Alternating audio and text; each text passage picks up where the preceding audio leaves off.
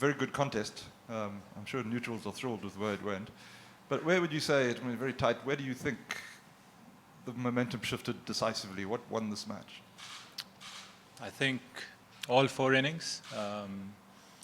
And we can only look at ourselves. And I think the message for us is very clear that I'll sound like a broken record. That we're good at competing. We've competed well when we've played in conditions like Australia and South Africa.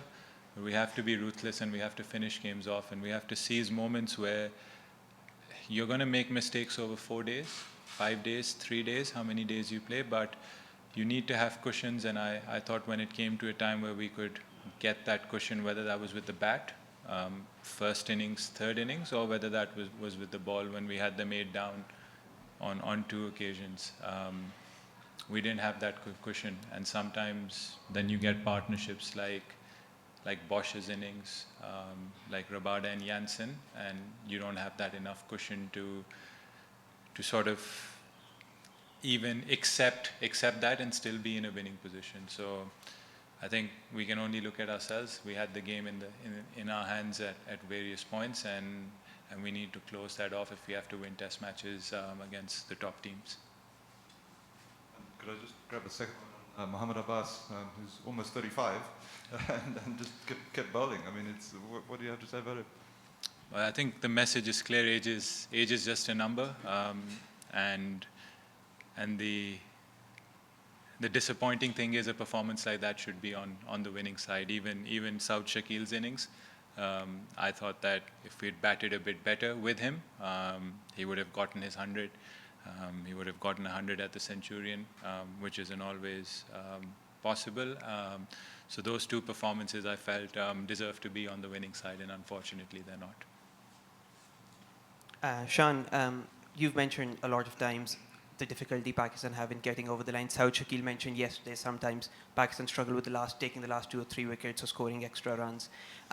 Over the last year, this has happened a few times. Do you think it's psychological, or is it a quality issue at some point that you feel like you struggle to get over the line? I don't think it's a quality issue.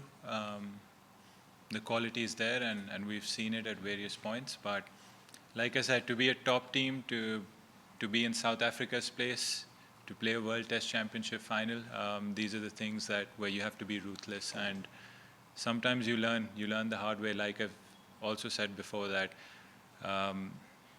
I mean, we can't use that as an excuse, but we need, like, the more we play Test cricket, the more people get into sync. A lot of the players were playing for the first time in these conditions, and it can be a really hard lesson where you feel that you've got the other team out, but you still need to finish the job. Or it can also feel like, oh, we've got a really good partnership with Saud and Babar, or Kamran and Rizwan, or me and Saim in both innings, and you feel that now you can take them on and have a great score. You're never set in these conditions, whether with the bat or the ball.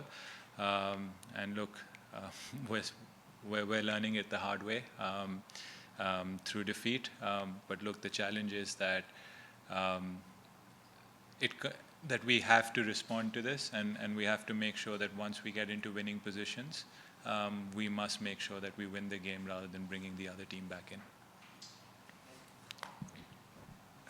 Commiserations, Shan, but congratulations on a great test match. Just to follow up on that point, and you have touched on it, that trying to build a cushion and the bowlers not managing to take the last couple of wickets. But do you also look at the batting where, in the first innings, I think most people, and maybe you yourselves, think you should have got more than 211. And then I also think back to the first session yesterday, when you had 2 set batsmen who were really starting to dominate. Do you look back at those sort of instances and also say that the batters maybe should also finish off, the job that they've started? I've already said that before. I've said that in the press match conference as well. I've said we've made mistakes in all 4 innings, and we had the game in our hand, whether that was with the bat or the ball.